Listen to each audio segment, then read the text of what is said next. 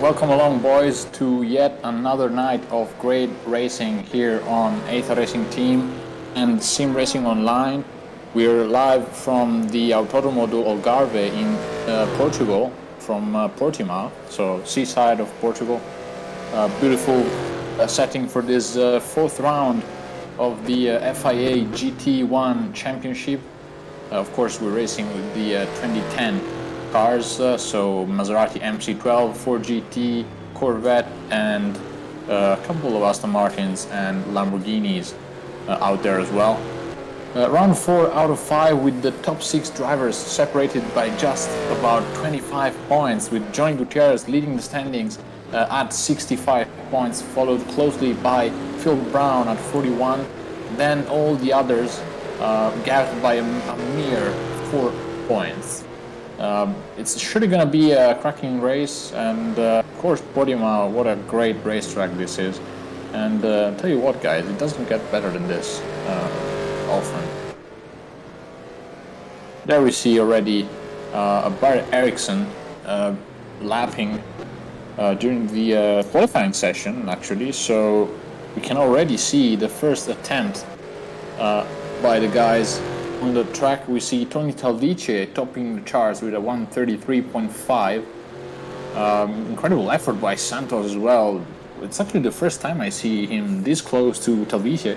It's now 0.2 seconds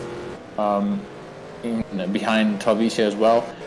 Phil Brown, big gap between him and Santos, 1.5 seconds. And also Phil Brown followed by John Villegas at 2.1 seconds. So pretty close in the midfield, I would say, but you can really see the difference made by drivers here. Oh, we got quite a stack today. I mean, Tony Talvice is back again after that horrible race that happened to him last race. Not sure if viewers remember that, but that was quite a race that happened. Yeah, and of course we raced at Spa-Francorchamps 2 weeks ago. If you missed that, go check simracingonline.co.uk on YouTube, because they posted the entire race on their YouTube channel. And such a shame for Talvice. He was up for a great result, and he unfortunately had DNF'd after a heavy crash at Eau Rouge. Of course, we know that Spa was a very tricky race in terms of setup, because the cars looked to be too stiff for the changes of elevation, as we see an Aston Martin in the background going off. As we stick with Barrett Ericsson, I would like to see also what the top guys are up to. There we see Miguel Santos going out on the track. Tony Talvice, of course, following him. Tony Talvice, what a great lap that is, 1:33.5.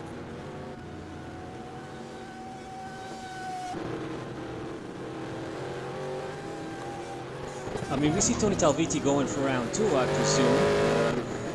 Yeah, he's on his out lap now. Oh, and you see the cars bottoming out at the end of the front straightaway. That's going to be one thing to watch, because this is a very highly, altitude differences here are massive, as we can see. Tony Talvice going over the crest at turn 3. I mean, if we had that many issues at Spa, I think this is going to be a cracking race in that regard as well. I think so as well, as we see Tony Talvice scrapes his front splitter now. I'm not sure if he takes damage. I presume the simulator doesn't take damage from that, but yeah, as we can see right again, doing it right there, bottoming out, like you said, Lorenzo, going up the hill, fine for that. As we see cars yielding when he's coming for this final lap. I presume this is the L lap, as we see on the overlay. So yes, yeah. it's he just came out of the pits, but I'm pretty sure he must have a good reason why he's going out again. I mean, we gotta be honest. He's only about 2/10 ahead of Miguel Santos, so I'm sure. Yeah, he's under threat for sure. Of course, Miguel Santos racing at his hometown. He's from Portugal, and of course he knows the track better than anybody else. And good to see Gil da Silva back on the grid with that Lamborghini. Yeah, I saw that livery peeking right there. It looks like something new. I would like to keep an eye on it. It looks like a yellow and black livery on the Murcielago. It's so good to see a Lamborghini back on the field. Yeah, I mean, Look at that. That's some creativity right there. As he heads down to the pit, probably for some new tires and adjustment of setups. A solid effort from Da Silva as he got P10 until now. He's in front of quite a few guys, including the standing leader, Johnny Gutierrez, who's currently P15, not sure why, sitting in the pits. Well, to your information, Lorenzo, he hasn't set a lap yet. He is still in the pit. I believe he didn't sell. It says 133, but I don't think that's a lap of his. That's the best lap overall. Yeah, that's the best lap of Talvitia. Yeah, so something must have been going on right now. And this would be quite surprising if Gutierrez doesn't take part to the qualies, because he's actually he can close the championship today. So it will be a huge how can I say, it's going to be hard for him if he can join the qualies. So let's hope he can. You know, Gutierrez only needs about 4 points to Phil Brown, over Phil Brown, to win the championship here. So of course he needs to get a good result. I mean, Phil Brown is one of the fastest guys on the track, and Gutierrez surely will be under pressure from him today. Maybe he made a mistake during the lap. He maybe has damaged. Yeah, maybe he damaged the car, and of course we know that there's a rule in Sim Racing Online, at least on this series, that if you damage the car, you cannot go out on the track again. So you need to stay on the racetrack for as long as you possibly can to get the most out of your tires and fuel. And we see Miguel Santos now with a personal best first sector, or locking up the tires, almost goes wide. Look at the tires sliding on the tarmac and the car bottoming out. What a great, great picture we are getting already in qualifying. If this is qualifying, and again Miguel Santos locking the tires, he must be on the edge. And he doesn't improve in the second sector. Miguel Santos desperate to get those 2 tenths down from Talvitia and getting his pole. We saw the first 2 races, how starting at the front will make your race pretty much easier, because in the middle of the pack times are so close. Look at this. It's like, and Miguel Santos actually improved. He had a killer last sector, the fastest of the session. Is now 1/10 shy of Tony Talvitia. Nice lap, very nice lap. Yeah, and also Roberto Balli back towards the top front. Balli now in P4, 1.5 seconds slower than Talvitia. And Phil Brown moving from 1.7 to 0.6 seconds. Yeah, that's not what Gutierrez wanted to see, for sure. Brown now in P3 and Gutierrez stuck in the pit lane. I don't think he has time to do another lap.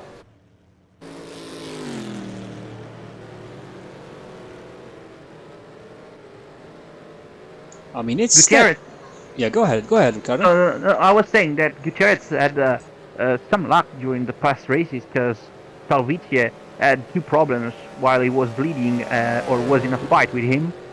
We remember Brno, when Talvitia suddenly slowed down, and Spa, where Talvitia was a victim of Rouge, who killed 6 people last race.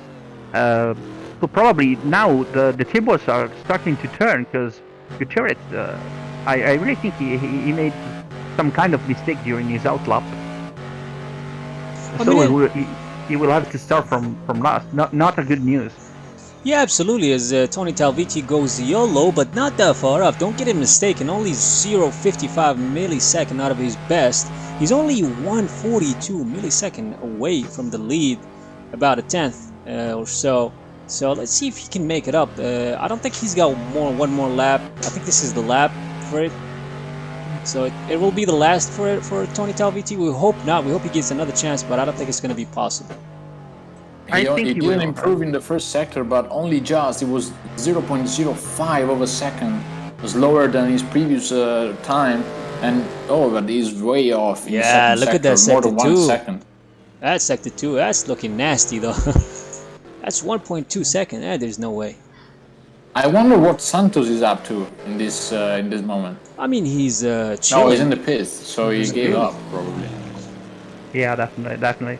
And just to say, another big problem for Gutierrez will be overtaking, because this truck is very small, and I think he has quite like 1 or 2 overtaking points, and we saw from the past races how difficult can be overtaking with these cars. So I think to win the championship, he really has to do something special. I don't know what you think Ricardo, about it, guys. you heard that I mentioned he's not going to get a lap. Well, guess what? Tony proved me wrong, and he's getting an extra lap. He didn't improve. It looks like his first sector is always very similar to his previous, but it's his second sector that I'm not sure if his stars is going to hold up for this lap. We're surely about to find out. Is the only front runner. Look at that slide! Did you see that? Set up his lap, but he's already sideways into the second sector. No way he's gonna get a lap here. He gave up. He gave up. Yeah, I probably lost then. a lot. Tony Talvice gets pole position once again here at Portimao. Miguel Santos, what a great performance by the Portuguese driver. In P2, Phil Brown, championship contender with Johnny Gutierrez. P3, Roberto Bali then in P4. Great to see him back in P4. Didier Coelho, as a matter of fact, in P5. Vitiges in P6. Bart Eriksson in P7. And Paul Upham then in P8. This is a top 8, and what a great top 8 we have. Rob Millikan then, teammate of Johnny Gutierrez, in P9. Gilles da Silva in P10 with the only Lamborghini Murcielago from this field. Ed Jones in P11. Dan Hook, new entry for Aston Martin, in P12. Nuno Rodriguez in P13. Stephen Wenham in P14. And last but surely not least, the championship leader, Johnny Gutierrez. Wow, that's quite something. I didn't expect to see Gutierrez at the that's bottom. unexpected. I mean, if you told me this, I would have told you you're crazy. Johnny Gutierrez at the bottom of the bottom? Nah. That's pretty incredible. Actually, it is, yeah. But I'll tell you what, I think Miguel Santos is the most proudest driver of today. I mean, to be that close to Tony Talvice, I take that as a big step up. I mean, not to belittle Miguel Santos, but we know Tony Talvice isn't a slow driver at all. Definitely. And if I can mention, I would mention Gilles da Silva, who showed us today a big improvement on his quali laps. Maybe the home races making him find some tense. I think it's the home race for Gilles da Silva, is it, for Portuguese? Yeah, it is. It is. It's for Miguel Santos. It's Portuguese, and this is his hometown. Of course, Miguel Santos, the Portuguese driver, is surely want to improve on his lap time, and he's surely going to do that in the warm-up. He's trying to get a grip of the circuit, as I think he is the one to watch today, boys, because he could prove painful for both Gutierrez and Phil Brown. Of course, Phil Brown does have an advantage based on what happened in qualifying. He's starting from P3, while his rival Gutierrez is in P15, so he's got some overtaking to do. And Miguel Santos was pretty unlucky not to be able to join the first 2 races. Otherwise, I really think that he could have been a contender from the championship, because he's showing us today and Spa a very constant pace and very, very quick laps. So it was a bit of unluck for him to not be able to join the first 2 races. But let's see if he can end this championship with a win.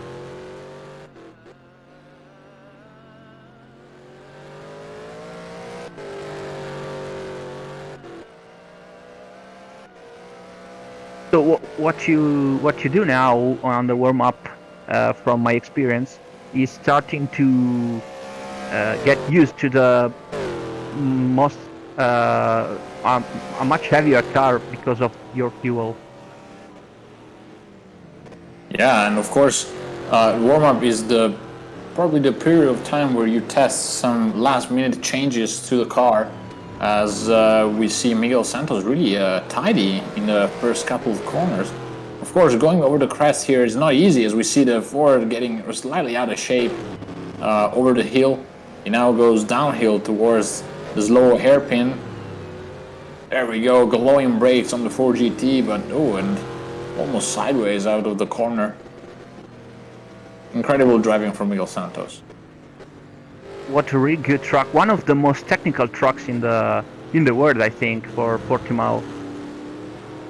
Yeah, for sure, and of course one of the most highly adrenalinic tracks with all these changes in altitude. Yeah, a lot of blind corners, a lot of blind entries. So it's going to be really, really hard for the drivers to keep concentration towards all the And look half at an this hour. livery! Look at this livery on Beautiful Gil da livery from. Silva. What a great livery this looks like. I don't know who that is, Lorenzo. You have to tell me. I'm not. Maybe I'm not old enough. I don't know who that is. I am actually trying to recognize the guy, because I am pretty sure this is somebody famous, but tell you what, I don't recognize him I don't recognize him yet. Maybe some rock and roll band. I don't know. What a great livery! Look at that. Yeah. Yeah, it's unique. I mean, if you're watching in the live stream, let us know in the chat. If you're watching on YouTube, write us in the comment section who this is. I mean, I generally don't know who this is, but it's someone irrelevant. So actually, don't get offended if I don't know who he is. I just don't. I mean, Lorenzo is pretty familiar with the. He's got like a good memory, and I'm sure he'll figure out mid race. Would you, Lorenzo? Well, I'm trying my best, and I'm putting you in a difficult spot. That's what I'm doing. it looks familiar, but I don't really know. Let's check his rear wing. Maybe we can have some hints of that based on what's written on the rear wing. So BaleYagAmoreClub.com. I have no idea what that is, but that's a killer livery. One of the best I have seen on the field. I hope that's a safe website.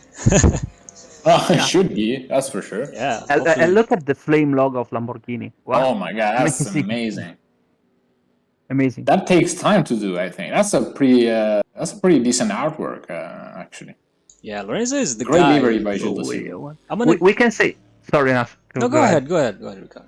No, you go. I was just gonna say that Lorenzo is the man behind the liveries of the team, and if he says it's good, I'll take that as a achievement.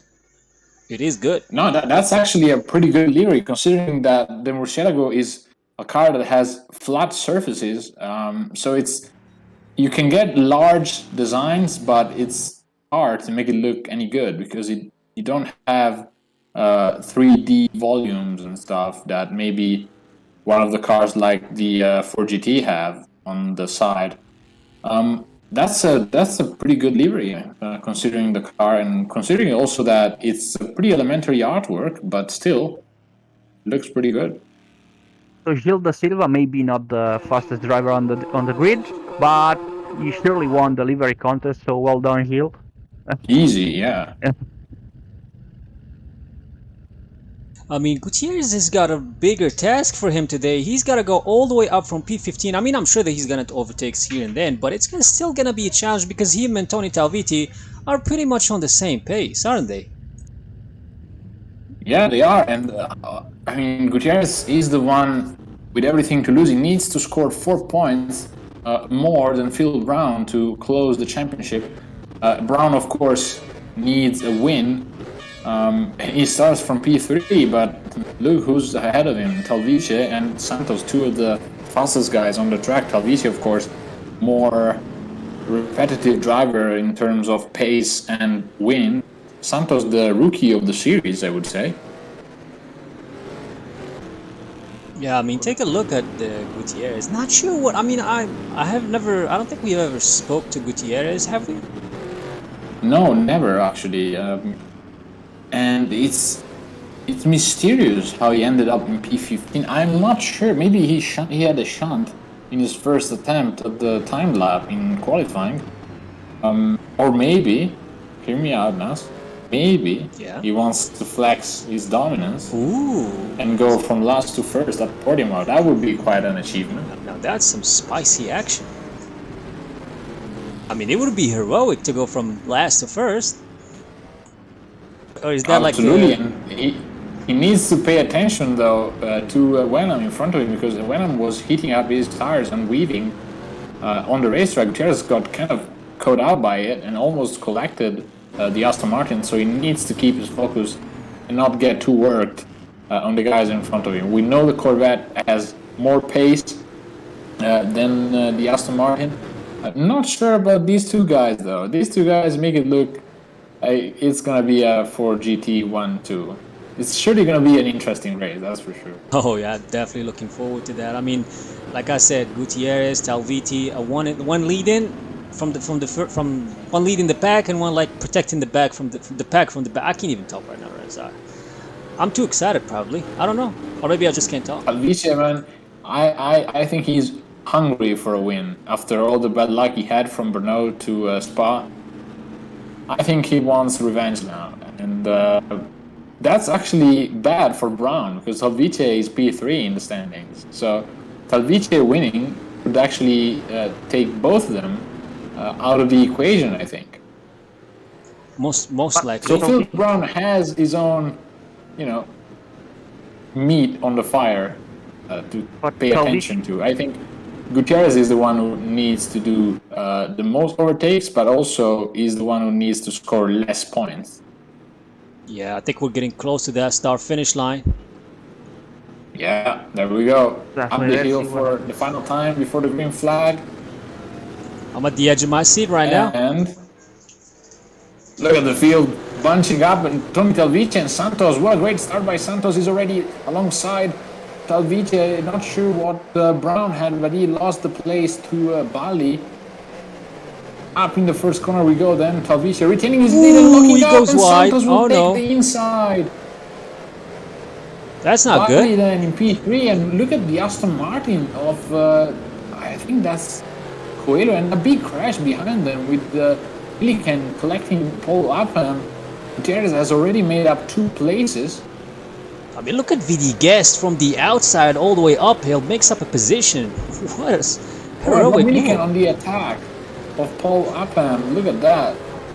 Oh what my. a great start. And Santos now almost 1 second clear from Talvice as well. Bali in P3. What a great start for the Italian driver as well. Phil Brown will want to do something about Bali though, because it's now P4 and falling back. Didier Coelho, what a great start by him as well. In the Aston Martin, it's actually one of the few Aston Martins that reached the front of the field. Rob Milliken, what a good start by him as well. Bart Ericsson in P8. There we see Johnny Gutierrez sliding.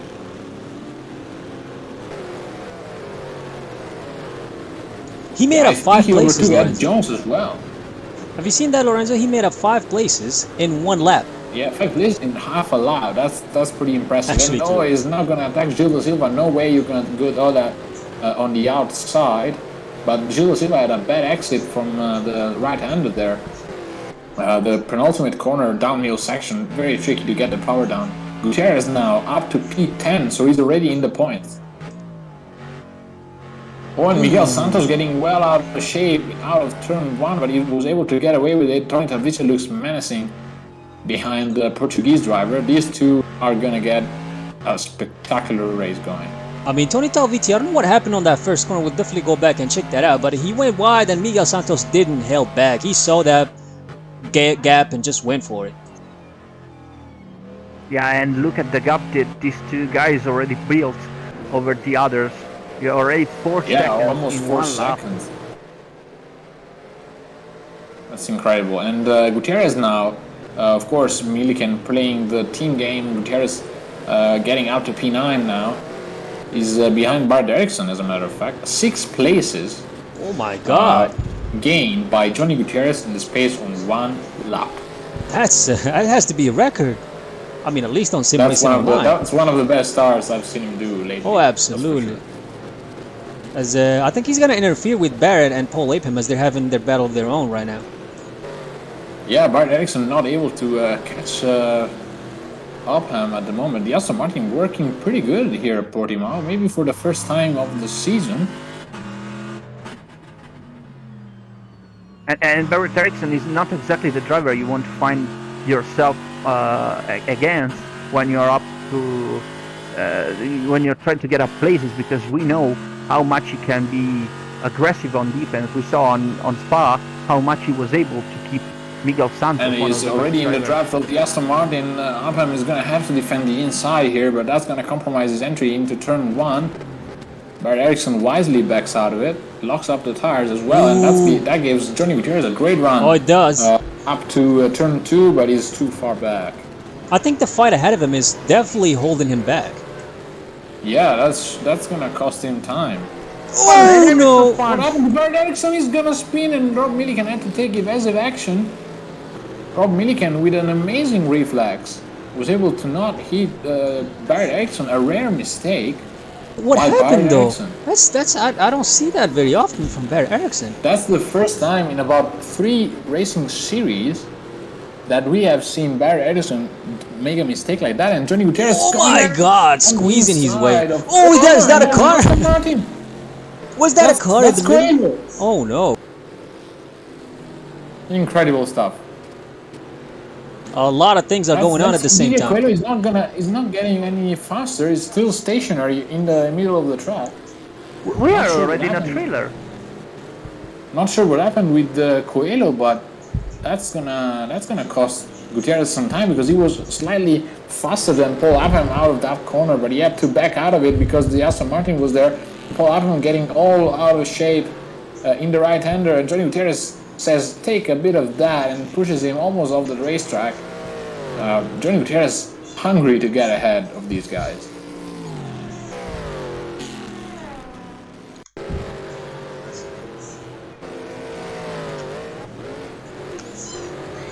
Yes, we see a replay of this must be Bart Ericsson spinning out. Look at that, he got on the inside curb, and Rob Millikan incredibly was able to avoid the Aston Martin.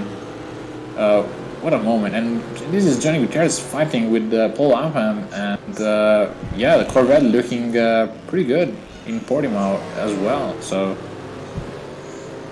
Johnny Gutierrez is making a show for it, that's for sure.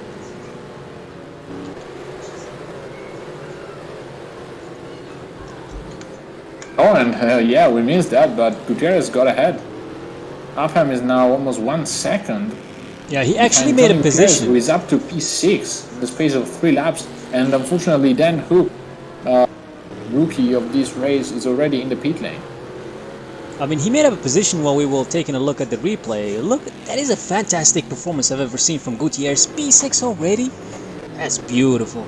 Yeah, and of course, Brown not being able to make anything out of his 4th place at the moment. He's falling back from Roberto Bali, which is comfortably, I would say, P3. Now, if I might ask you this, because I'm not sure, because I checked the data, but is Miguel Santos on the same team as Tony? Actually, no. Tony is on another team. Yeah, but Tony is in the same team that John Villegas races for. I don't know if it's just me or the viewers or you, Lorenzo, but it looks like Tony Talviti is out of his shape. I mean, look at that. He doesn't look like he's racing as I'll tell you what, Naz, it's pretty hard to follow cars on this track. Rick will have the word on that because he's the better driver between me and him. Yeah. If I can say, it doesn't seem like Talviti is out of shape. It seems like Miguel Santos is really on the same level of Talviti. Which means he's very quick. So Talviti maybe has found his match today. Ooh, as Didier and this is Coelho making up places, but Gil da Silva making a show for it. Great braking by the Murcielago. We know that is very tricky to slow down. What a great show by Gil da Silva. I mean, let's be honest, you want that Lamborghini to stay ahead, don't you? Oh, hell yeah. That Lamborghini looks... I mean, I have a soft spot for Lamborghini. And Didier Coelho almost spinning again.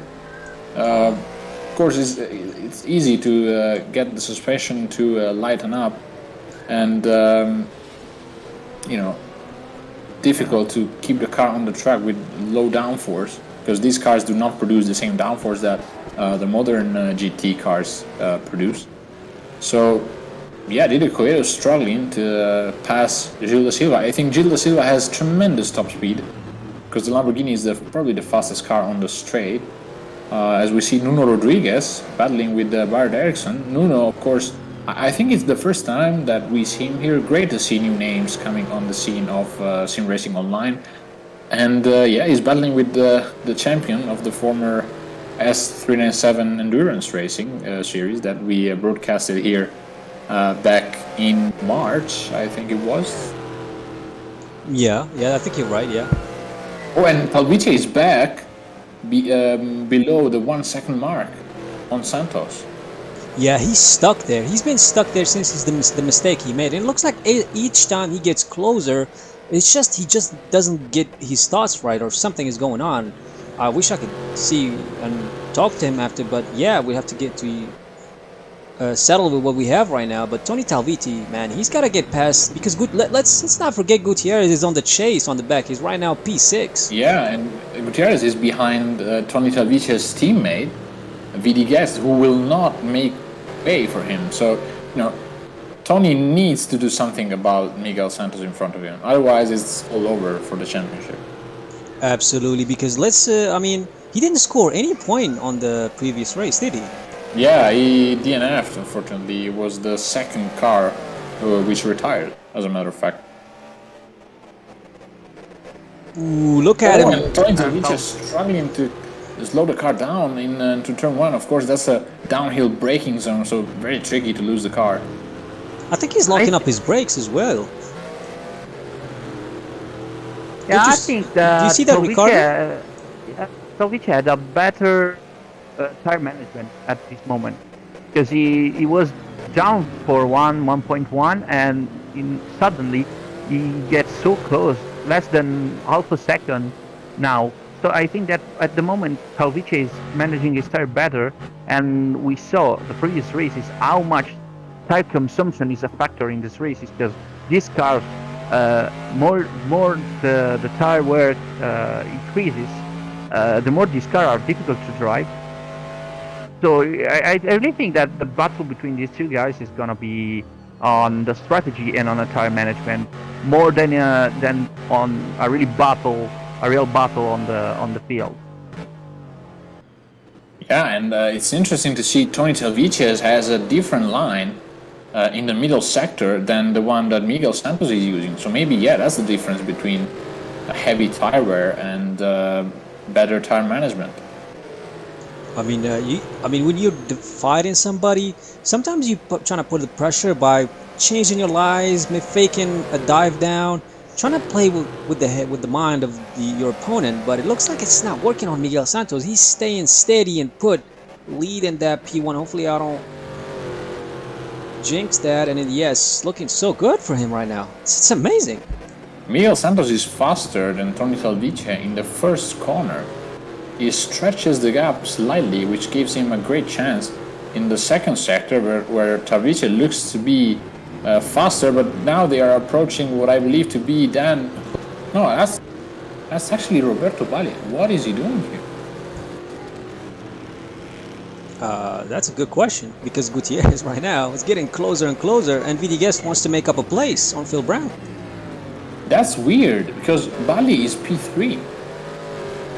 What is happening? Why is Bali so back here? I don't think that's Roberto Bali.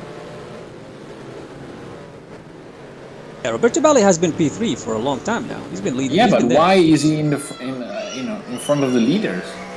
He's not. He's not. It's just I think the camera, when it switched, it looked like he was a. Yeah. They are Brown and VD Guest, Laura. Yeah. That's correct. Oh, okay. Oh, sorry, I got confused with the liveries right there. No, you got too excited, Lorenzo. You got too excited. And I don't blame you, because what a hell of a race today. Yeah, I mean, look at these guys, and Gutierrez approaching. So this is gonna be one of the best fights we can get, because That's Bali, Brown, Villegas, and Gutierrez, 4 of the fastest guys we have in this field. And this is the onboard, of course, from Johnny Gutierrez. The Corvette, very stable in the mid corner. So great to see him battle again and gain constantly on Villegas. Villegas will need to get past Phil Brown if he wants to do something. And he does it right now. Phil Brown got all out of shape from the exit of the first corner, and John Villegas did not hesitate for 1 second, and he got past. And look who's there now. And overtaking John will be very hard. And Johnny Gutierrez almost collecting. Oh my God! I mean, really objectively collecting Phil Brown, which I think he has damage. He gave him. I think Phil Brown has damage. Yeah, we will check the replay. I think he gave the position away to Gutierrez, not to. Because he saw he was too eager to pass, and he knows that Gutierrez is on a mission right now. He just decided to just let him go because his battle right now is with Villegas. That's the position he's looking for. But Villegas is gonna be under fire from Gutierrez. Yeah, but it's strange that Phil Brown let Gutierrez pass so easily because I mean they are battling for the championship, and Brown has to stay in front of Gutierrez to keep the championship open. So it's strange to see Brown surrender so easily. Oh, and look at this! Tony Talviti having a look at Miguel Santos into turn 1. Yeah, but he just can't get the move done. He was a bit too far back. Miguel Santos probably having a hard time in the last sector because Tony Talviti is able to cut the gap from 0.7 to about 0.3 of a second. I think it needs to be 0.2 of a second when they come out of the last corner if he wants to stick the nose of the 4GT up the inside out of turn 1. Guys, we see Phil Brown's mistake. He locked up the tires and John Villegas went wide, as a matter of fact, but got the move done. Yeah, probably Villegas was following Phil Brown line and using him as a mark for braking, and the mistake of Brown cocked Villegas out of chances to have his brake mark, and Gutierrez is already on the tail of Villegas. Yeah, Gutierrez looks to be the fastest car on the track as Talviti fell back to about 1.1 seconds, so Santos maybe put a higher gear or something because he's starting to kind of get away from Tony, if you wish to say so. Yeah, he's definitely stretching that lead a little bit, but I think Tony Talviti knew that maybe staying, because I don't know if it's staying behind cars affects your tires in these type of cars, but maybe he noticed something and decided to fall back a little, because he's not falling that much, he's still within a second.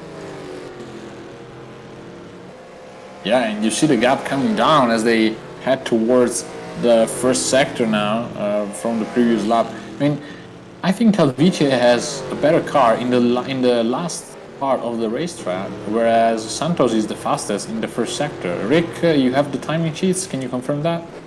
I'll be confirming you in a second. Oh, as we got a yellow flag in sector 2. Not sure why, but we got a yellow flag briefly. Yeah, must have been somebody went off track. That triggers it, because it went up and went off real quick. So that must have been an off track on somebody. As Gutierrez scrapes his car on that curved corner. It is actually cambered and it helps the car turns better. So if you turn too much, your car could spin. But Gutierrez is doing a hell of a job keeping that car looking very stable. He's definitely making it look easy, but I'll tell you what, it's not easy at all.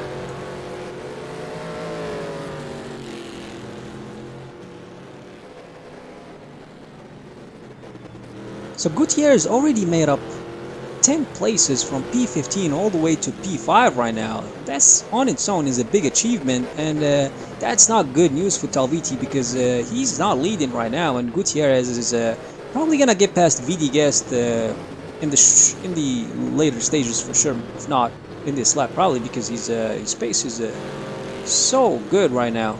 Looking great today, Johnny Gutierrez.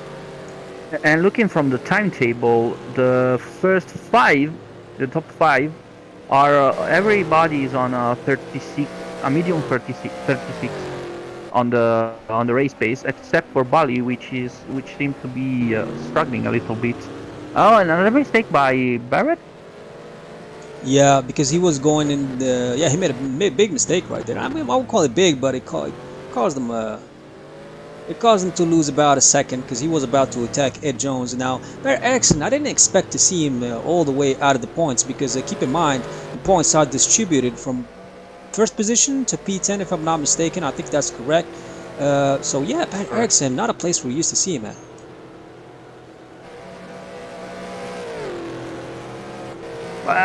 Well, you know, yes, it's right. We're not used to see Barrett on this, in a place down the top 10, but we know that Barrett is one of the drivers who came up with as long as the race goes. It came out at the distance, so I'm really looking forward to see what he can do. Well, for sure, but it looks like Ed Jones is rocking the same livery as Barry Ericsson, which indicates they're running on the same team. Now we'll have to check on that. They should, yeah. Are they, Ricardo? Because I'm not sure. They should be on the same in the same team. So yeah, I don't know if Ed Jones is at the same pace because he didn't qualify ahead of Barry Ericsson. So maybe it'll be for the good benefit to let Barry Ericsson pass because it seems like the moment he got close, he got distracted or something and made a mistake, which caused him to lose about 2 seconds, which is not looking good. But Ed Jones is in the points, so I mean, he's not gonna give up on that, is he? I am pretty sure he's not, and Talvicia 3 seconds now behind Miguel Santos. This is gonna get interesting now because Bali, for some reason, fell back. He's now 15 seconds behind Talvicia, and not sure why, but I think Villegas and Gutierrez have way more pace than Roberto, probably tire management. I mean, they're all fighting for the podium. This is the battle for the third position, the podium place. So, who would have thought Johnny Gutierrez would be fighting for the podium of today? Started from the back. Yeah, it was starting from P15. Oh my God! Great track from Gutierrez. As we get closer to the pit window, because 38 minutes, 3 minutes, which means about 2 or 3 laps, and we are going to see people at the pit stops, which can really Gutierrez goes. Oh my God, that's too look close. at the inside of Villegas. Oh my! Yeah, Villegas is a really difficult driver to overtake because he's a master of defending. But I but think along the Gutierrez, straight, Ricardo. Guys, sorry to interrupt, but Talvicia in the pit lane. Oh, before the pit window? Oh no! I cannot believe this. I cannot believe this. I mean, Talvicia with a DNF. he DNF'd. I cannot believe my eyes, guys. That can't be real though. Oh Look my at God! Gutierrez. As we go back on Gutierrez, yeah, Ricardo is staying heated up with this battle because we were looking and we were thinking about Tony Talviti because when you hear DNF, it shocks you as much as it shocks the drivers. I'm sure it's so hard for them, but yeah, DNF. It's the second time in a row. Bad luck seems strikes strange. again for Tony Talvicia. Incredible stuff. I cannot believe it. Can you see in us if it was a mistake or maybe a connection problem? I hope it, Yeah, we will definitely check it on wasn't that. a connection problem. Oh, look at Roberto Bali on the Bali, gravel. Bali definitely Oh, not no. having Oh, any more no. pace. I mean, And Guti made a place. And Gutierrez around the Oh, outside. What a pass. Beautiful. I mean, Incredible pass by Johnny Gutierrez on the outside of Roberto Bali, which was struggling to keep his car on the racetrack. And as we speak, guys, unfortunately, Nuno Rodriguez retired as well. So maybe he collected with Tony and Tony had to retire. I'm not sure. I'm trying to figure out what happened.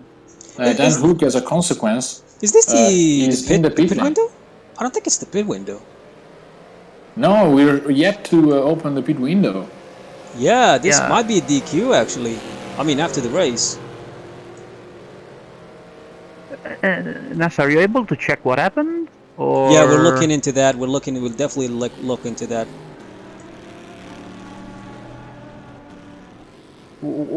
How unlucky was Salvici during all the series? He had to make a great comeback at Silverstone because of a penalty taken at during the formation lap, and then a problem probably with his hardware into Brno, and then he died. He was one of the victims at Spa, and now another problem. How unlucky.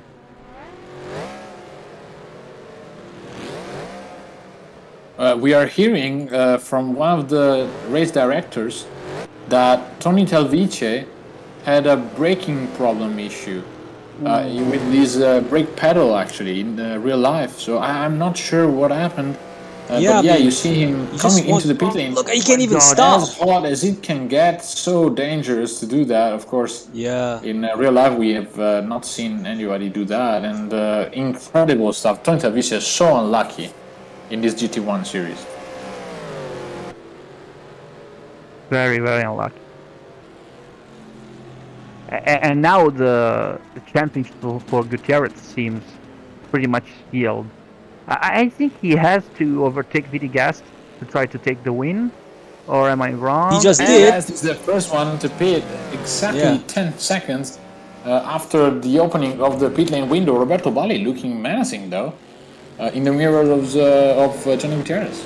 Yeah, you would think Robert Bally will just fall down. He is not giving up on his position. But yeah, good move right there by Vidi on pitting right at this. Like I think it was like 1 second before the Yeah, pit window. he got into the pit lane 4 seconds, exactly 4 seconds after the pit window opened. Wow. So incredible timing for John Vidi-Guest. Now he's trying to undercut, I think, Gutierrez, but let's see if that's gonna work. I mean, he's gonna have to put a great outlap to keep that position, isn't he?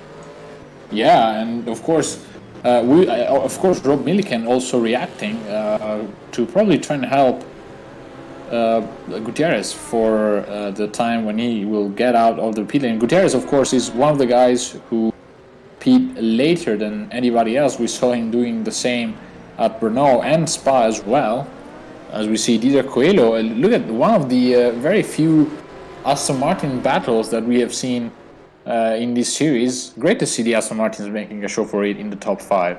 Yeah, and they're battling, two Aston Martin battling for the points. This is the battle for P6, I believe, or P5. It's for P5. Yeah, P6 and P5. Wow. As Paul Lapham makes up launches a smoke grenade right there. Not sure if that's going to be effective. Actually, it was not. Maybe he has some tire wear issues because he struggled to slow the car down there, and Didier Coelho, of course, saying thank you very much, and he just got past him. Yeah, I'll take that. Goodbye. Didier Coelho, what a fantastic race for him today. Yeah, he was well in shape for Spa as well, and of course he's now back towards the P4 because Phil Brown is meters away from him, and Brown really not able to match Johnny Gutierrez at this stage, as Johnny is actually gaining on Miguel Santos. This is going to be played out in the pit lane, I think, as Coelho and Upham and Vidi-Guest. Oh, Vidi-Guest again into the pit lane? What happened to him? I think he might have got a penalty. No, maybe. Yeah, look at that. I'm not sure what's going on. That's the second time. Is he serving? We didn't see a penalty on the overlay, so there was no penalty. I don't think he's serving a penalty. That was a quick stop too. That was a quick stop, though. Maybe some fuel. He didn't have some fuel. A miscalculation? Yeah, maybe a miscalculation, or maybe miscalculation. he did not change all 4 tires, which is one of the mandatory rules of this championship. Vidi-Guest coming back out in P9. Disaster for Johnny. Exactly, and Gutierrez. This is only up for Gutierrez. You see now as the Oh, and Gutierrez as we in the speak. pits, in the pits, in the pits. In the pits. Santos will have to react to that, and Bali as well. But Santos was 18 seconds ahead, so he might have been. I think he's gonna be safe unless you know, something goes very wrong. Unless he makes a mistake or Gutierrez finds some incredible pace from those tires. Phil Brown, of course, the rival of Tony Salvice and Johnny Gutierrez, into the pits as well. So Santos is the last one of the front runners who is yet to pit. In front of us, I don't think that Gutierrez will be able to overtake Santos after the pits, but I really think that he surely is going to. Yeah, and I think that he surely is going to gain a lot of time because we know how much on these cars the new tires are working well and increase your pace a lot. So probably is going to be is going to gain I think between 4 and 5 seconds at least. I think Paul Lapham jumped Didier Coelho in the pit because Didier Coelho passed him. Now he has to do it all over again. But this time, Villegas joined the party. Yeah, but Villegas has far much more pace than these guys, so I think that Villegas is going to get rid of those guys really fast and then try to get back to the Oh, that's too close for my liking. Oh no. That's incredible stuff. Santos into the pit lane, and outside of the pit lane, mayhem going on. So the pit lane is the safest place to be, that's for sure. Paul Upham, John Villegas, and Didier Coelho going at it, and Didier Coelho was lucky not to impact the wall on the inside as Roberto Bali also comes. Look at that switcheroo by Villegas, and he actually made a position on that. Wow. Absolute fantastic work Villegas is putting right now. That's I don't think I've seen an overtake there in this race till now. Yeah, he got a strangely faster exit compared to the one that Phil Brown had. Oh my god, they are struggling to slow the cars down before this right-hander in downhill. Gutierrez, of course, taking second place, but Bali is about 4 seconds behind him, so nothing is settled down yet. Yeah, looks like the battle of Paul and Didio is destined to happen today because not sure if he did that like on purpose, but I don't think anyone does that on purpose. But yeah, this battle just destined to happen. So let's see who's gonna come out on top. And by that I mean look at that. Didier Coelho looks way faster at this stage. He was able to get a good exit out of the last corner. Look at him closing on the Aston Martin.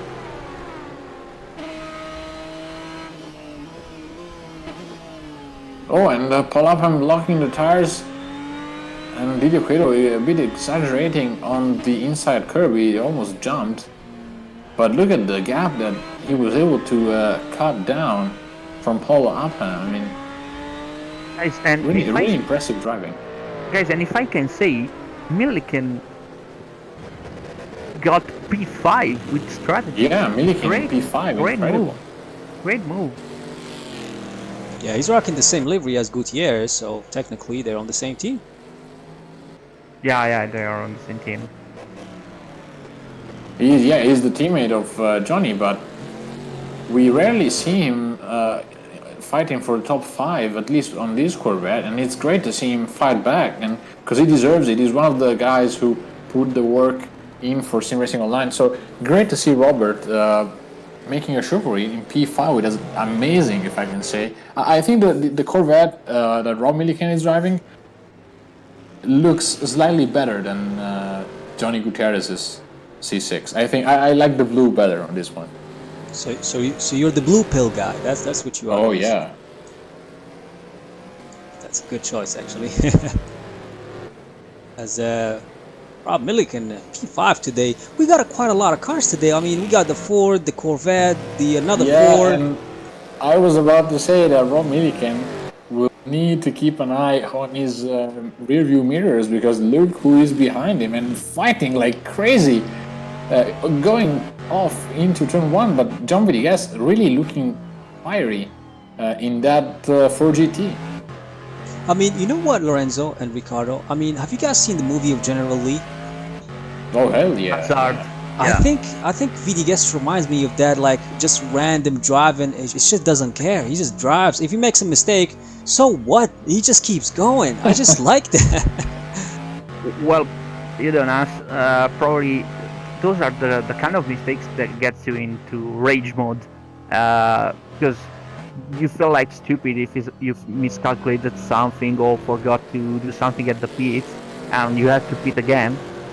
So it just gives you into rage mode. It just gets you into rage mode, and when you get into rage mode, you just start driving as fast as you can. You don't care about the tires, you don't care about the car, you don't care about the mistakes you are going to do, because you think that your race is already ruined. So you just go to get the most quick you can, to fight the most you can, and this is like the yeah. I mean, this is the feeling I get from VDGS driving right now. He's into rage mode, because see how much he's He's harassing Rob Milliken. He's very close now. I think he's gonna get the move done into turn 1. Oh, Takes he the might. draft from the Corvette. It's very look dangerous at the though. speed from the Ford. Milliken with a decent defense, and they toss, and they both go Oh off. my Incredible god! stuff. Oh, hopefully Didier Coelho gets away. He does not. Loses a tire. Oh That's my god! that's gonna be a DNF for Coelho as well. I Can think you not this is put a gonna be tire a on? triple DNF. Incredible stuff. I mean, if he can just crawl back. Vidigas is out of the race. Oh my god. Didier Guys, Coelho. what did I told you? He This can just was crawl on a back, rage can mode. he? Oh no. He lost the front left. He still got one That's wheel. Gonna be a I mean, DNF for him as well. it's a 3-wheeler now, but you can still push it. I'm sure R-Factor gives you, like, fixes everything. Oh no.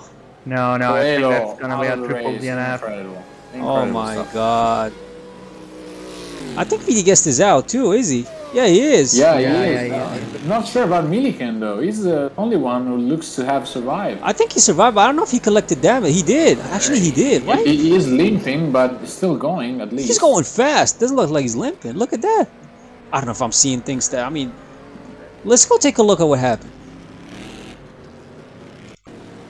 Yeah, we need to check the onboard as well, because it looked like John Vitigas closed the door a little bit early on Rob Milliken. Yeah, maybe trying to. Oh man, incredible! And he was unlucky because he caught the wall just before the tires were lined up. So heavy impact for the 4GT. Incredible stuff. I don't think Rob Milliken is at fault here. Yeah, no, he's just. I think it's he VDGas just- moving. Yeah, maybe he gets moved on his. Moving slightly towards the left. Oh my god, look at that impact. And Paul Apham, look at him surviving by a thin hair, but Didier Coelho, poor guy. How lucky was Coelho? He just didn't have anywhere to go. Coelho jumping on the brakes, but not enough to slow the Aston Martin down, and he shunted completely into John Vitigas, losing the front left tires. And Barry Ericsson also collected some debris on the track. Incredible stuff. What I was telling you, this was a rage driving by.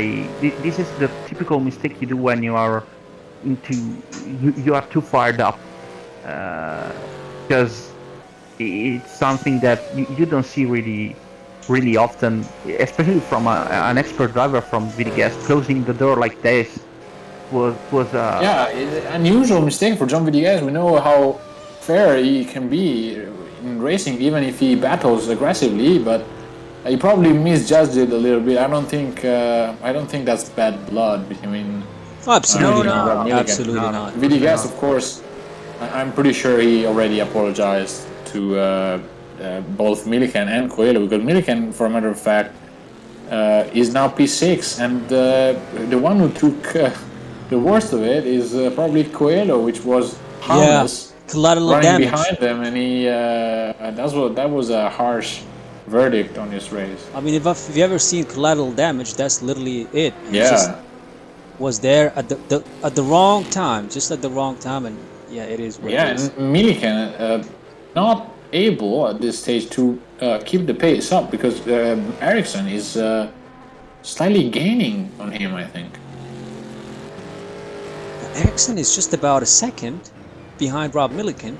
I mean, Milliken didn't go to the pit, and I mean, if I learned something from that crash, I mean, the Corvette, one hell of a tough car, isn't it? I mean, it could take a Yeah, hit and but still keep going. you know, he was lucky. Not sure if we can see the replay again, but Rob Milliken was lucky that he did not impact the tires, because what happened was after the first hit, they both spun, and John Villegas actually hit Milliken again, which rebounded the Corvette out from the tires, and that spared Rob Milliken quite some damage.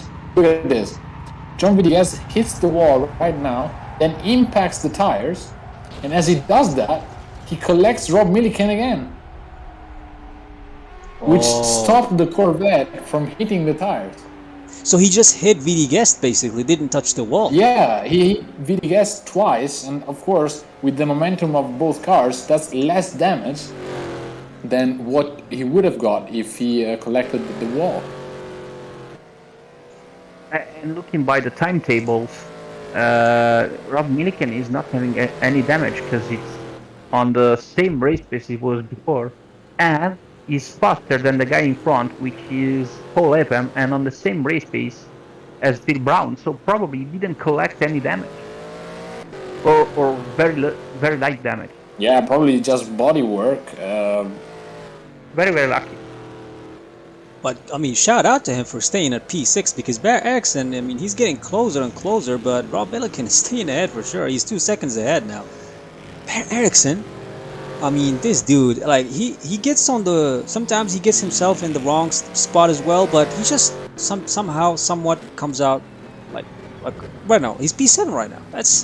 He was literally like P11 the moment I looked again, and now look at Yeah, a quiet race and a quiet series, to be fair, for Barry Ericsson. I have not seen him involved in a aggressive battle, maybe with a few exceptions, but of course Barry Ericsson probably not able to extract the most out of the GT1 spec cars, because we know how good he is with the GT3s and GTE as well. But still, a great show. Look at him closing on Rob Milliken. Yeah. I think, Laura, that Barrett is, it's not that he can pull out everything from the GT1s, because looking from the timetable, his pace is similar to the guys in front. I think that the most problem from Barrett is that he's not that quick on the quali laps. So starting from the back always gets you into difficult track positions and difficult moments. Because when you're in the pack, you lose a lot of time from the guys in front, and then it's hard to recover during the whole race if the guys in front are running like this without any type of mistake. I think that's the only problem Ericsson had in this championship, which I think he struggled to find the quali lap, but his race pace is pretty consistent and pretty quick. So probably it's only that thing. Ooh, look at him doing the late apex, trying to extract actually from whatever he can get from this Ford GT. He knows, I think, Rob Milliken is suffering from something. You just can't see it. I mean, look at him locking up. Milliken is struggling under braking. I think the car is getting slightly loose under braking. Probably from bodywork falling off the car, he doesn't get all the downforce that he's supposed to get, because Barry Ericsson is able to cover less road and being faster than Rob Milliken. So this also will put Barry Ericsson in a better position in the standings, because I think him and Rob are actually battling with each other in the standings. I will double check that, but I think that's true. And from what I saw from the Ericsson view was that the car from Rob Milliken had some sparkles coming out from his rear right suspension, which I think is where he get the hit with the gas. So maybe his right rear suspension has got some problem. Maybe because of that you see the car a little bit loose on the braking. Who is Barry Ericsson is hounding right now Rob Milliken. looking for every bit of a gap to get his car ahead, or maybe side by side, and probably not repeat what Vitiges did and get a position ahead, because this is a battle for P6 eventually. Let's see what Bear Ericsson can do. And even if you look at the braking, Bear Ericsson is able to brake way later than what Rob Milliken, as he's sliding his car right there. Looks like he's suffering, but shout out to him for keeping the car on track with the damage he's taken. Well, we cannot tell you for sure how much damage he's got, but it was a big crash. He survived, but still, he got damage.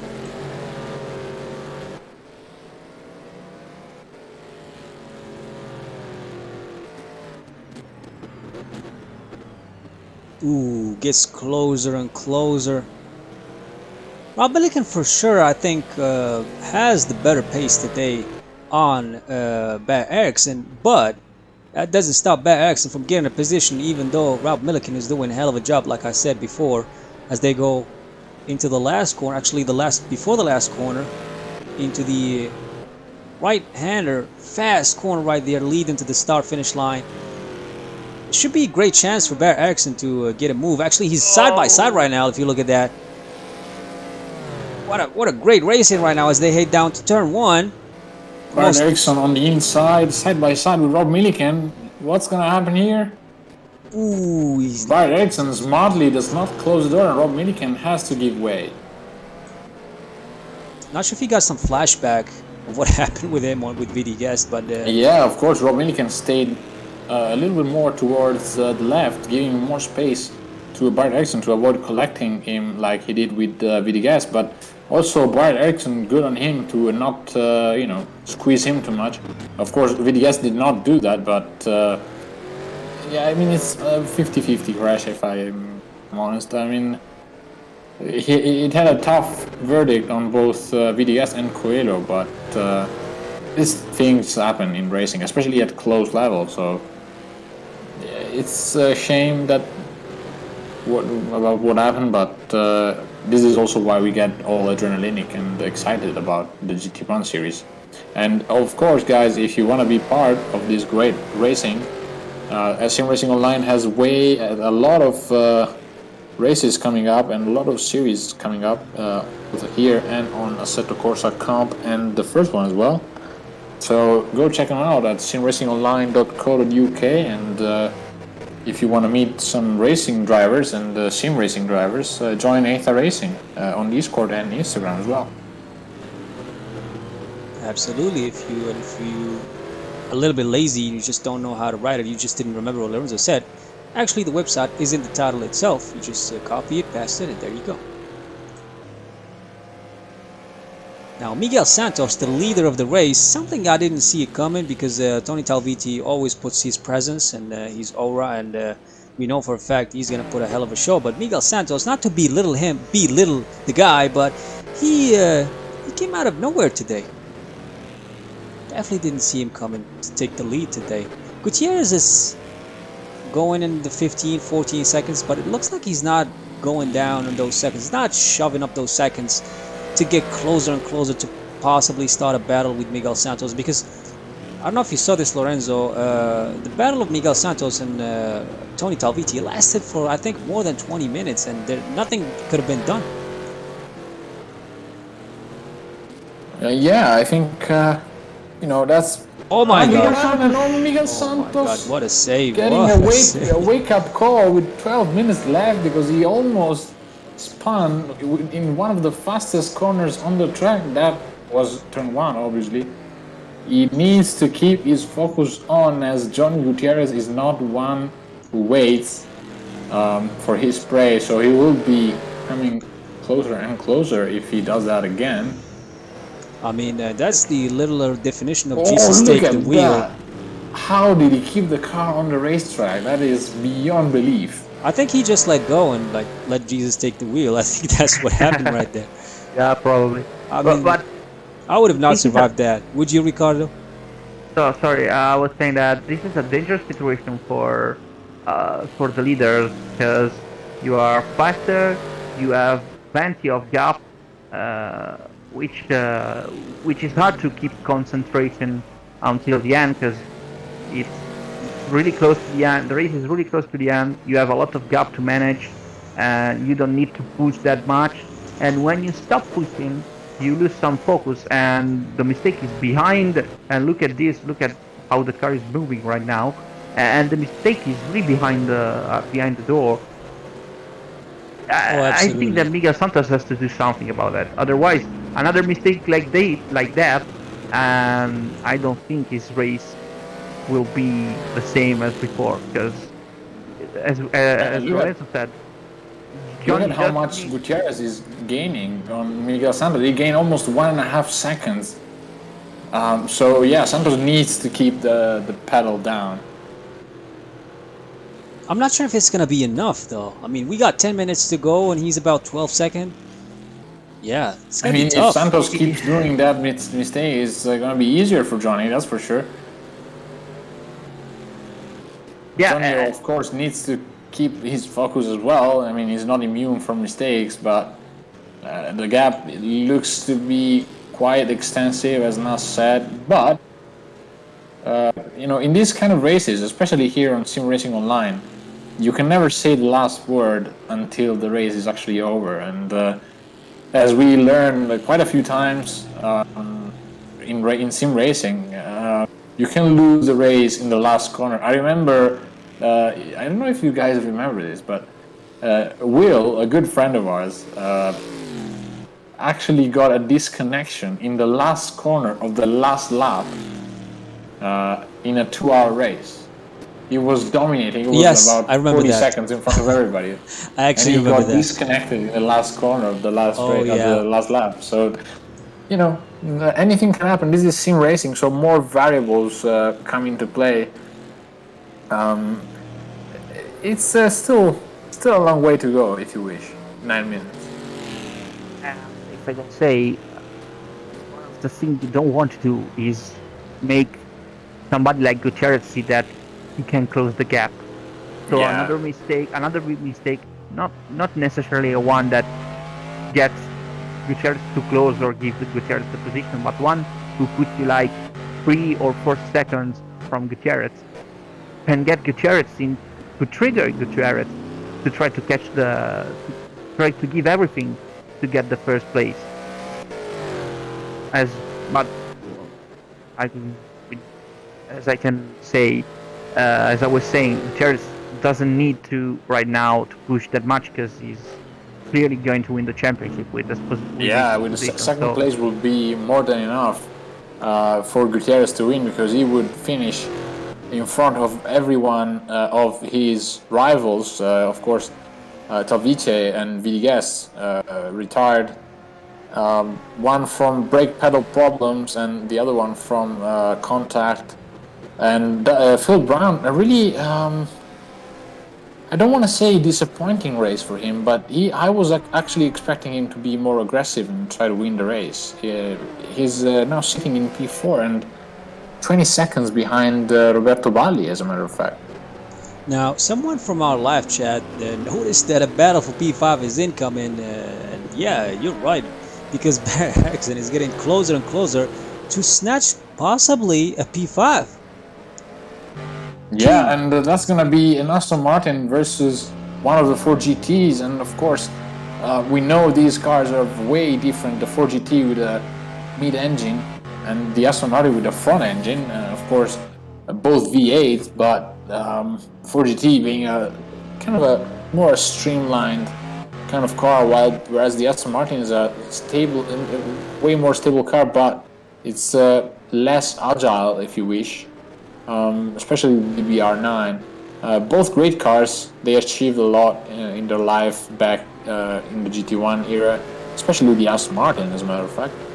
isn't But isn't the Aston on a V12? I think, yeah, It should be on a actually, V12. you're actually right. The V8 is mounted on the GTE version. Sorry about that. That's my mistake. The Aston Martin had mounted a V12, so yeah, that's a V12 engine on the Aston Martin and versus a V8. Sorry, motorheads, I made a bad mistake there. It's after the live stream. Don't worry. I know. don't know if you guys noticed, but we're missing Nick Newcomb today. We usually get to see Yeah, him in Nick race. Newcomb, Yeah. big absence from today's race. I think he told us that I, he won't be there. I remember in the yeah, interview. he had specified that he was busy this Sunday. Of course, he's a DJ, and we have seen a couple of photos from one of his gigs, and that was a pretty impressive crowd. So, you know, that's awesome. Yeah, guys, sorry to That's interrupt way you, awesome. but as we spoke, Barrett Ericsson is right on tail of Paul Apam, and this is going to be a big, big fight because Apam looks like he wants to get that fight, the fifth position, wants to end in the top five, and big mistake by Apam again. Yeah, Under pressure, Apam I making look another behind. mistake. You get attacked by Ed Jones? No, it's an Oh, what? overlapped car. Oh, it's Miguel Yeah, he's Santos. unlapping It's the himself. leader actually. Leader coming through. Wasn't to that lap. Ed Jones? No, it was the leader. Yes, you're right. It was the leader, and this actually gives Paul Apam maybe another chance because depending on the place where Miguel Santos decides to overtake Barrett Ericsson, that may cost Barrett quite a few seconds, and Paul Apam needs to stick to his usual lap times because he was on a great pace. Of course, Barrett Ericsson is one of the toughest guy in the field to battle with, and Paul Apam is surely making experience out of this. And yeah, it's great to see Barrett Ericsson actually fighting back. He was P7 a couple of laps ago, and he's now P5. Matter of fact, Lorenzo, at the start of the race, he was P11. Yeah, there we see Miguel Santos going by, I think. Yeah, Barrett Ericsson had to slow down a lot to get Miguel Santos to pass, and Paul Apam is right there. Look at that. Yeah. Ooh, but Paul Apam. Oh, and he got out of shape again. Yeah, that's not acceptable at this stage of the race. 4 minutes to go. You don't want to do That's that. gonna cost him the 5th place, I think, unless Barrett can makes a mistake. That's Such not a gonna shame happen. for Paul Apam. I think he deserved to be at least in contention for the top 5. Let's see if he can catch up in the last 4 minutes. I mean, he had a great fight with Didier Coelho. I mean, we saw Yeah. that. Oh, look at him again. Oh, he's having problems with his tires probably because he's struggling to keep it on the track. The more you lock up, the worse the situation gets. So he has to stop locking up. Otherwise, it's another little lock up. But as you keep locking up, your tire wear and your tire heat gets worse and worse. So I think he had to wait maybe a couple of laps without pushing at all, and this will cost him the 5th position. Paul Apam seemed a little bit fragile under pressure, because every time he got a car behind him, he made a big mistake and give the position really easily. We Yeah, saw that but, with Gutierrez. I And actually dare to disagree with you there, Rick, because as much as he, didn't last long against Barrett Ericsson, I saw him comfortable with his car here at one of the toughest tracks on the calendar. So good on Apam. I think he deserves a bit of, let's say, I don't want to say trust because he deserves to be in P6, but I am pretty sure that in the near future we're gonna see him perform better and better. yeah, absolutely. But I was talking about being under pressure during a battle, not with the whole race. He was doing such a good race, but I see and I saw him having some mistakes during his during the battles. Because I saw him struggling with Gutierrez at the back, as long as Gutierrez was far more quick than him. But he made a mistake. He made a mistake where Coelho was behind him, and he made the same mistake again with Barrett Ericsson. So great pace, but maybe he should made some experience from battle with other cars. That's what I was saying. As we about to cross the 2-minute mark, 2 minutes to go for this race, and so far Miguel Santos is leading, but it's like we always say, it's not over till it's over.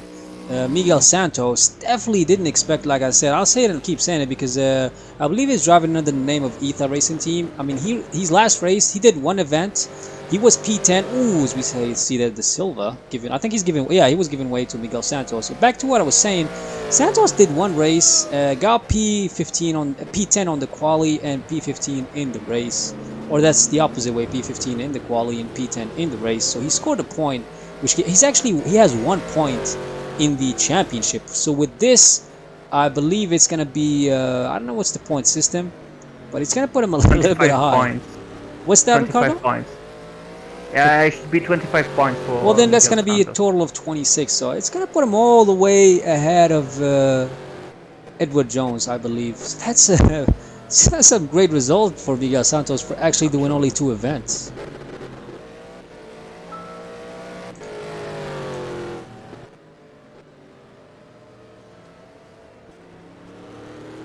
As Miguel Santos probably has 1 more lap, if not this lap. I believe it's gonna be 1 more lap. Yeah, it should be 1 more lap. Yeah, and then all he has to do is bring that beautiful gray and red color. Racing strips, of course, adds more power, as we all know.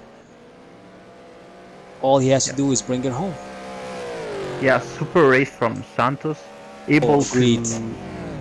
Yeah, he was able to manage the pressure from Salvice, and to manage really really good manage of the gap that he had from Gutierrez, and very happy for him because he made us saw a big talent in Spa, a very quick driver. A very quick pace, and Spa, it was unlucky because he was one of the victims from Eau Rouge, but now he seems to be able to catch this one easily. I won't bring a luck to him by telling he has already won, but it's really close to a great result. But all the spotlights are for the guy in P2, Tony Gutierrez, which is a couple of corners away from winning this GT1 championship. And what a back-to-back titles for him. Oh yeah. Yeah, and the most important thing, he showed us that the 4 GTs, as long as the much used car is maybe was not the best. Yeah, he's our winner though. The homeboy wins the Portuguese Grand Prix of this GT1 series, and look at him celebrating. He must be ecstatic of this great performance, and I'm so happy for Miguel because he had real life problems in the first 2 rounds, and he couldn't race, and then he's back into the racing world and sim racing world, for a matter of fact. And what a great race for Johnny Gutierrez as well, from P15 to P2. That's surely going to be his victory lane there on the grass. Great showing, and what a great way of capping your 2nd straight championship. Yeah. I am very happy for, first of all, congratulations to Gutierrez. I believe he seals the deal. He's the champion, right? Am I wrong? Yeah, we will confirm it in the next few minutes when we check the standings, or in the next few days, as a matter of fact. But to not forget Roberto Balli with a podium. Wow. A great result for Balli as well, and Phil Brown, unfortunately for him, it's all over for the championship, but yeah, good performance overall in the series. Of course, with the 1 round left, they will mix things up now for the season finale. Wow, what a race today. We got a new champion. What a race, guys. A 2-time, back-to-back, not Dr. Disrespect, this is actually Gutierrez, back-to-back champion. Wow. Yeah. Great stuff. Great stuff. I'm happy I'm witnessing this. Super work.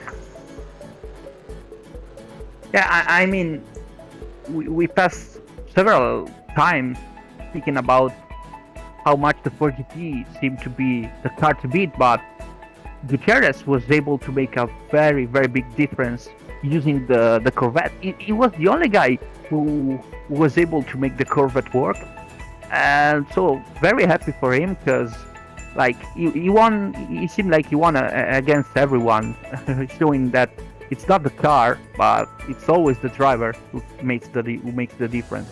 So really, really well done. Race over then, and Miguel Santos, the Portuguese driver, of course, the Portuguese sensation here in Portugal. All the fans cheering for him, I'm pretty sure. Miguel Santos wins the race after 38 laps of pure emotion, I must say. This was a great race. This GT1 series never fails to amaze me. Johnny Gutierrez coming home in second place and clinching his second straight title. Of course, the first being the S397 IMSA series, and the second one being the GT1 series. Roberto Balli with a great performance and a deserved P3. Phil Brown in P4. Bart Ericsson with a late pass on Paul Upham in P5. Paul Upham, after a solid effort, of course, some bad tire management probably, or bad tire state or flat spots at the end cost him fifth place. He comes home in sixth position. Ed Jones, a quiet race for Ed, but he was starting from P14, so good on Edward. Rob Milliken, of course, protagonist of the race with the controversial contact with John Villegas, but I'm pretty sure those guys are cool. Comes home in P8. Gil da Silva, the Lamborghini livery of the day, I must specify, in P9.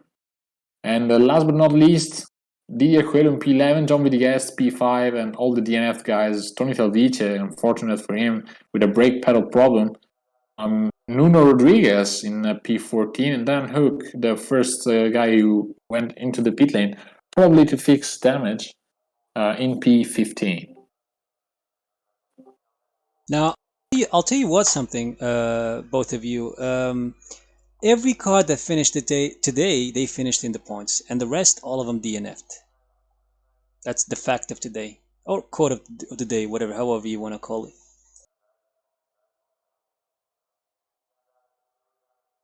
As we speak, we are joined by the winner of today, and big congratulations to you, Miguel. What a race! Yeah, thank you.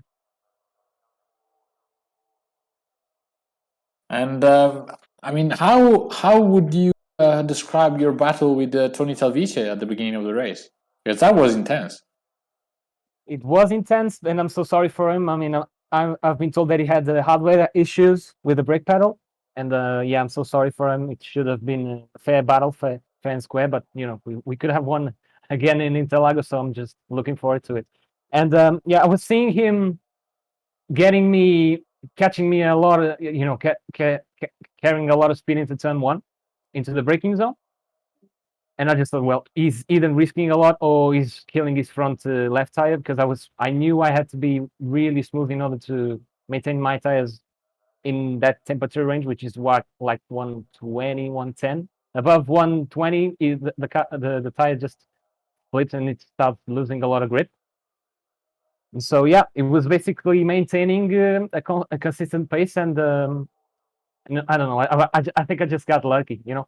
John as well. Gutierrez was very fast at the last part. You know, I had to push to maintain the gap. I was pushing in order to see if I could keep up with him. It was really, really fast as well. So yeah, it was really, really good to win. Yeah, that was a great race today, Miguel Santos. You were driving under the ETHA Racing Team, and you scored a win. I think this is your second event in the series. Absolutely fantastic. We saw a great battle with you and Tony Talvice at the beginning, snatching that position all the way, I think, in lap one. And then I think you did a hell of a good job holding Tony Talvice, which I'll tell you what, I didn't expect that. That was some great performance today. Absolutely fantastic. Yeah, thank you. I also have to thank my crew chief and to the team, and especially to Nick Newcomb, my teammate. He did my whole setup. You know, I just changed a couple of things in order to maintain my tires a bit cooler at the last corner. Other than that, the car was just perfect on the exit, super easy to drive and to catch. You know, so thank you so much, Nick. You know, car was perfect. Yeah, it's always great to get a win on, especially on your hometown. It feels great, doesn't it, Miguel? It feels really good. Yeah. Oh yeah, absolutely. I mean, it's gonna be a celebration today for you. That's gonna be because you did it with guys who are known to be the greatest in sim racing online. We got Tony Gutierrez and many more, and to get a win with this in this field is a big achievement, and one must be happy about it. And you should, Miguel Santos, enjoy your win today. We got a driver today who was doing really well until he had a collision. VT Guest, welcome with us today. First of all, sorry for what happened to you today. It was very unfortunate, but yeah, I'll let you talk us to what was going on until the moment of crashing.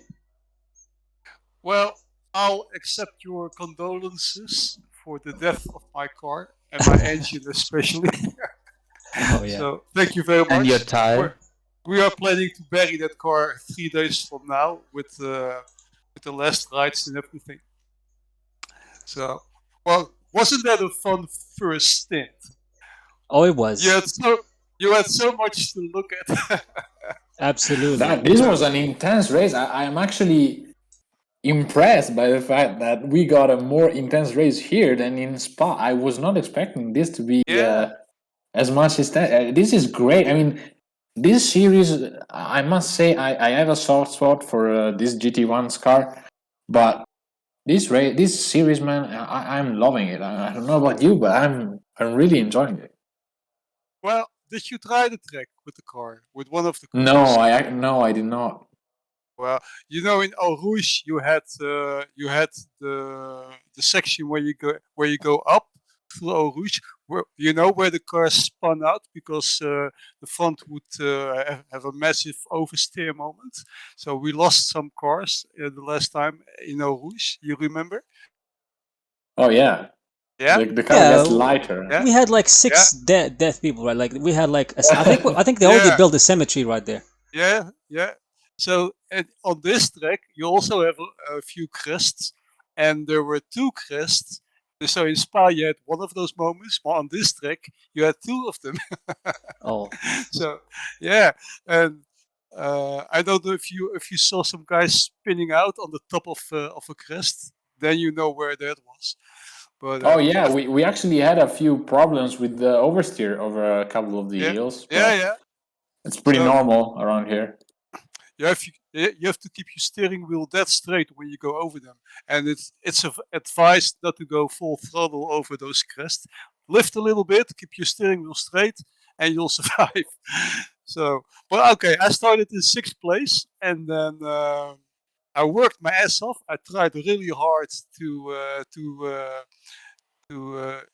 keep up with the guys in front of me, and I was even in 2nd place before I pitted. So, but I was so fired up from all the fights that I had on track, working my way from 6th to 2nd place, because I think Tony Tovici crashed out. I don't know what happened to him, but I was so fired up when I planned to make my pit stop. So I shot into the pit lane, but I was 10 meters too late because I was disoriented where exactly to brake. I forgot, so I was 10 meters too late. And then probably you saw me coming in again a lap later because I had to do a stop and go. Oh yeah, we saw you. You actually went into the pit lane twice, and we were wondering because the penalty did not pop out on the overlays, so we did not actually realize that you were serving a penalty. We thought maybe you had made a mistake on fuel or didn't change tires. Well, it wasn't because I have a nice girlfriend there. I had to do a stop. I had to do a stop and go. If I had a nice girlfriend there, I would have stopped 3 or 4 times. Give me some more coffee, babe. But I had to do a stop and go, and then I had to work my way. And that's why I encountered Rob Milligan. And Rob Milligan on the start-finish straight. I got a good draft because I went a little bit faster through the last turn. I took a bit of a risk to be really on this bumper, and that worked. So I had a good toe, and then I got level with him. And then I thought, well, I'll just steer a little bit to the left to make the radius of the corner a bit wider, so I have some more angle to turn in. But I forgot to look where exactly he was, and then we collided, and I spun out to the left. As a consequence, I hit the guardrail, and my engine died. So I would have continued, but I couldn't because the thing was dead.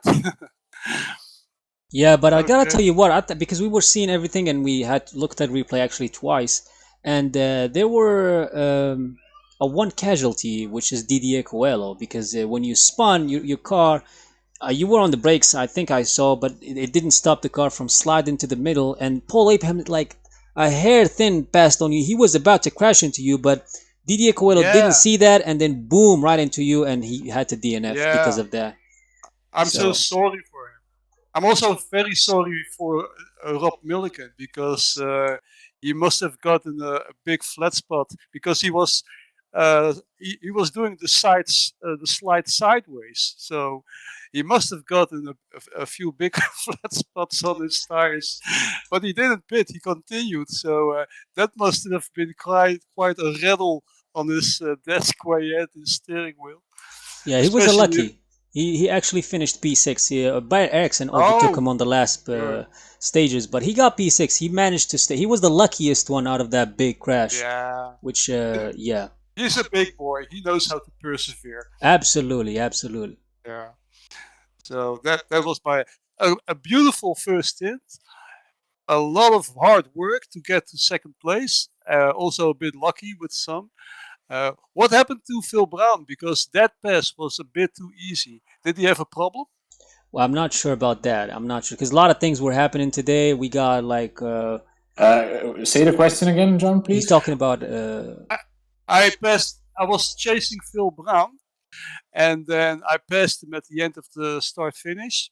But that pass was a bit easy, and I passed him, and then he dropped back even more, like a few seconds. So I was wondering what happened to him. What was his problem? Did you know? Yeah, it's I saw him making way for you actually. I'm not sure why. Well, I that was was my expecting him poor to be position. aggressive on on Tony and Miguel because Brown was battling for the championship with Gutierrez actually. Ah, okay. So it's weird, but Anyway, in the second stint, I touched Rob, and we both spun. That was my bad, so apologies to him, and also apologies to the guy that hit us as a consequence. That is also unfortunate. My apologies to him too. But on to Interlagos, also a track that I enjoy, and I'm planning to take this setup there. So because I'm lazy, and I don't yeah. want to do another big development, so I'm driving that car there, and it's a fun track. So it should be a fun last round.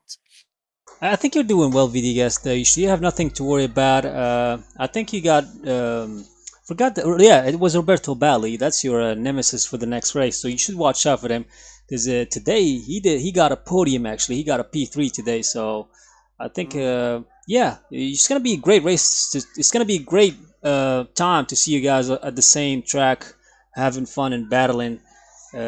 Also as well with Rob Milliken, could have ended really well, but unfortunately that didn't happen. Yeah. But at least we got to see some of it at the early stages. And Rob Milliken, at least one of you guys survived. And Mhm. let's see what Rob Milliken is gonna do. Maybe he's gonna file an appeal. Maybe he's gonna accept your apology. We don't know about that. But as you heard, VD apologized for both of the guys, Didier and Rob Milliken. So hopefully things go as smooth as they always do. And did you guys enjoy yourself? Oh my God, VD this race, it was like I got no, it's lost.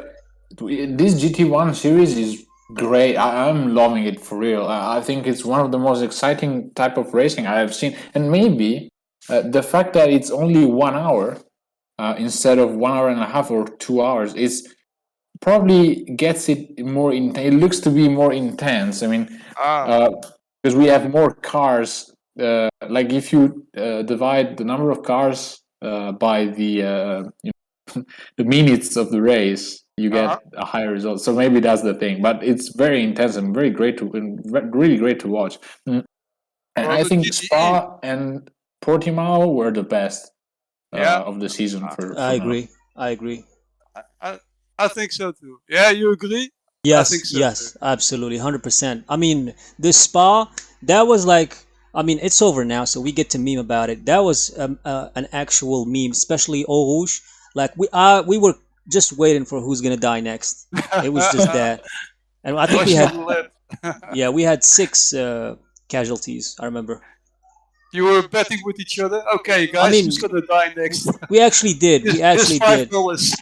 I mean, you wouldn't believe what goes when we're watching, but we actually did. And I knew for a fact someone was gonna. I mean, I didn't want it to, because when you're watching, you don't want to be too biased. But you know it's gonna happen for a fact, even though you can't say it. But yeah, it was fun. Spa was fun. This race was incredibly fun. I mean, I'm just sad for Tony Talviti. I wanted him to prevail this race and get a good result, but unfortunately, not the DNF. Yeah, that's just. I wish we could talk to him Yeah, right now. bad But luck for the entire season. He always has Yeah. something that, you know, yeah, avoids him from getting a good result. He won the first one, I think. he did. He Silverstone. got in the same race a pole, and a win. Yeah, he did great. Yeah. But yeah, that's doesn't take the effort or the effort that was done by Gutierrez. I think he is the champion. Can you confirm that, VD guest? Is he the champion? Because I don't think anyone can recover now. I don't know if he's the champion of this series, but he's certainly an overall champion, because that guy kicks ass. You were the only like the guy who can take him out, and you were 24 points behind Gutierrez. And with this race, he's gonna get 25 points, and he's gonna be about 44 points. So even if he doesn't even if he doesn't race in Sao Paulo, he is still a champion. So yeah, that is confirmed. He is a champion. Congratulations to him if he's still watching up to this point. Absolutely fantastic driver for Flying Crowbar Racing, in which they are second in the team standing, behind, or actually splitting gear, who's leading the series, and Etha, who is the third in the series, and the other teams as well. Your own team. Yeah, our team actually. No, but yeah, team promotion. I'm not. I mean, VD guest. I'm trying not to be biased right here. Okay, I'm trying to be commentator. You can. Yes, I cannot. You can. It's your team. People will hate me. The chat will just flood me with too biased. I don't want that. I don't want to see that.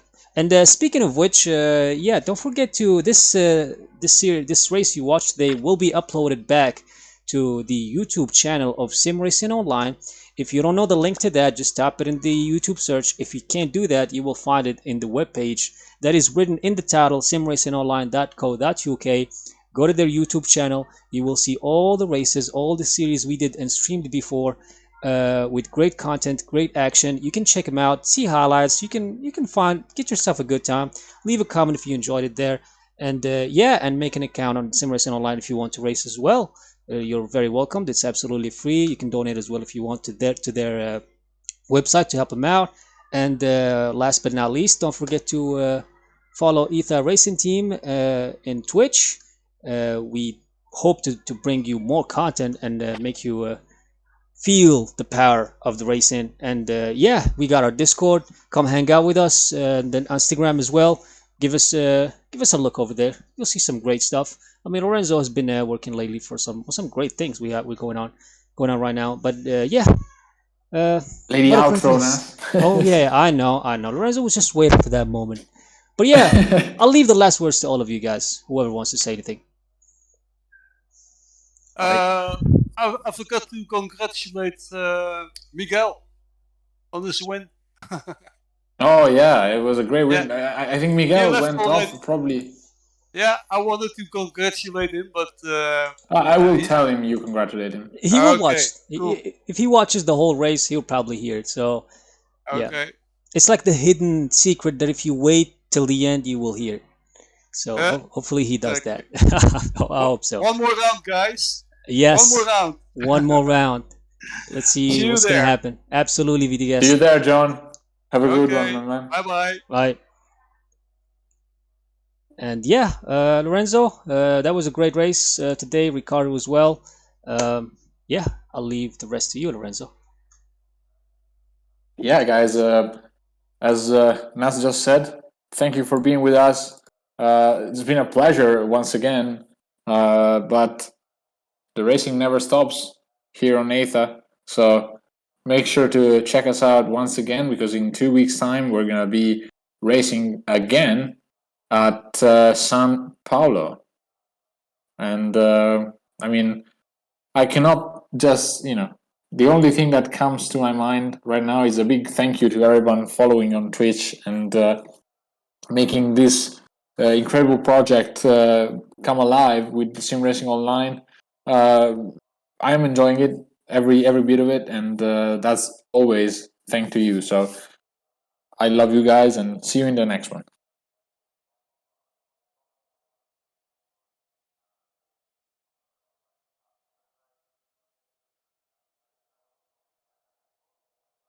Allah